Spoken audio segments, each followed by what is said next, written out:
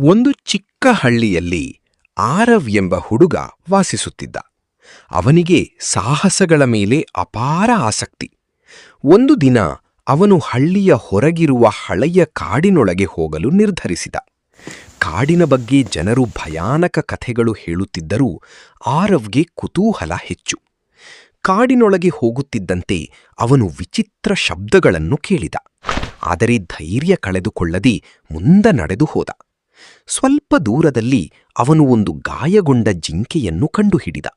ಜಿಂಕೆ ಭಯದಿಂದ ನಡುಗುತ್ತಿತ್ತು. ಆರವ್ ನಿಧಾನವಾಗಿ ಅದಕ್ಕೆ ಹತ್ತಿರ ಹೋಗಿ ತನ್ನ ಬಳಿಯಿದ್ದ ನೀರು ಮತ್ತು ಬಟ್ಟೆಯಿಂದ ಗಾಯವನ್ನು ಸ್ವಚ್ಛಗೊಳಿಸಿದ. ಕೆಲವೇ ಕ್ಷಣಗಳಲ್ಲಿ ಜಿಂಕೆ ಶಾಂತವಾಯಿತು. ಅದನ್ನು ನೋಡಿ ಆರವ್ ಸಂತೋಷಪಟ್ಟ. ಆ ಸಮಯದಲ್ಲಿ ಕಾಡಿನ ಒಳಗಿನಿಂದ ಒಂದು ಮೃದು ಬೆಳಕು ಹೊಳೆಯಿತು. ಆರವ್ ಆಶ್ಚರ್ಯದಿಂದ ಅದನ್ನು ಹಿಂಬಾಲಿಸಿದ. ಅಲ್ಲಿ ಒಂದು ಸುಂದರ ರಹಸ್ಯಮಯ ಮರ ಕಂಡುಬಂತು. ಆ ಮರದಿಂದ ಒಂದು ದೇವತೆ ಬಂದು, ನೀನು ದಯಾಳು ಹೃದಯದವನು, ನಿನ್ನ ಧೈರ್ಯಕ್ಕೆ ಬಹುಮಾನ ಸಿಗುತ್ತದೆ ಎಂದು ಹೇಳಿತು. ಆ ದಿನದಿಂದ ಆರವ್ ಕಾಡಿನ ಸ್ನೇಹಿತನಾಗಿ ಪ್ರಾಣಿಗಳನ್ನು ರಕ್ಷಿಸುವ ಕೆಲಸ ಆರಂಭಿಸಿದ.